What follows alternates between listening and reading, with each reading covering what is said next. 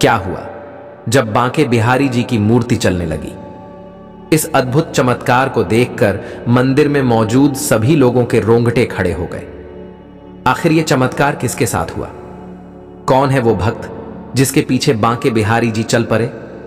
क्या है बांके बिहारी जी की मूर्ति का रहस्य? जानने के लिए इस वीडियो को बिल्कुल अंत तक देखिएगा। वीडियो शुरू करने से पहले श्री कृष्ण के सच्चे भक्त कमेंट बॉक्स में जय श्री राधे कृष्ण जरूर लिखें। साथ ही इस चैनल को सब्सक्राइब करना बिल्कुल ना भूलें। दोस्तों, मथुरा से करीब 10 किलोमीटर की दूरी पर वृंदावन है। वृंदावन भगवान श्री कृष्ण की क्रीड़ा स्थली है। यहां की कुंज गलियों में भगवान श्री कृष्ण ने तमाम लीलाएं की हैं।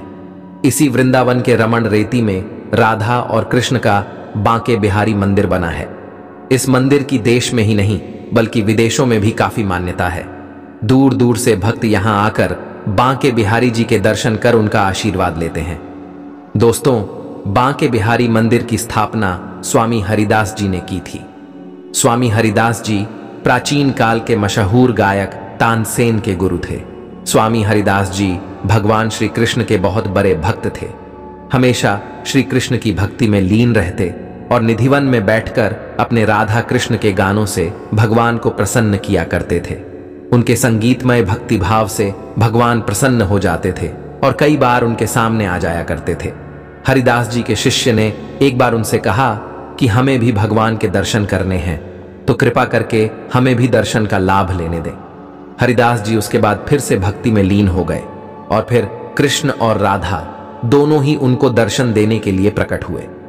श्री कृष्ण और राधा ने हरिदास जी के संगीत से प्रसन्न होकर उनके पास रहने की इच्छा व्यक्त की। तब हरिदास जी ने भगवान से कहा कि वह उनको तो लंगोट पहनाकर यहां रख लेंगे, परंतु माता राधा के लिए उनके पास कोई आभूषण नहीं है, क्योंकि वह केवल एक संत है। ऐसा सुनकर कृष्ण और राधा एक हो गए और एक होकर उनकी प्रतिमा प्रकट हुई और फिर हरिदास जी ने इनका नाम बांके बिहारी रखा। मूर्ति प्राप्त होने के बाद स्वामी हरिदास जी ने शुरुआत में तो बांके बिहारी जी की निधिवन में ही सेवा की। फिर जब मंदिर का निर्माण कार्य संपन्न हो गया तब उनको मंदिर में आम जनता के दर्शन के लिए स्थापित कर दिया गया। बांके बिहारी राधा कृष्ण का विग्रह यानी कि सम्मिलित रूप है। यही कारण है कि बांके बिहारी जी के श्रृंगार में आधी मूर्ति पर महिला और आधी मूर्ति पर पुरुष का श्रृंगार किया जाता है। श्री बांके बिहारी जी की मूर्ति के आगे हर 2 मिनट के अंतराल पर पर्दा लगाया जाता है। इसके पीछे मान्यता है कि उनकी छवि को लगातार प्रेम पूर्वक एकटक निहारते रहने से वह भक्त की भक्ति के वाशीभूत होकर अपने भक्त के साथ चले जाते हैं। दोस्तों, ये अद्भुत चमत्कार हुआ था उत्तर प्रदेश के रहने वाले संत राम नामक एक भक्त के साथ, जो बांके बिहारी जी के दर्शन करने हर महीने वृंदावन आता था। एक बार वो बांके बिहारी जी के दर्शन करने वृंदावन आया था। वह दर्शन करते करते बहुत समय तक बड़े ही प्रेम पूर्वक और भक्ति भाव के साथ बांके बिहारी जी को देखता रहा। इसलिए भगवान रीझ गए और उन्हीं के साथ उनके गांव चले गए।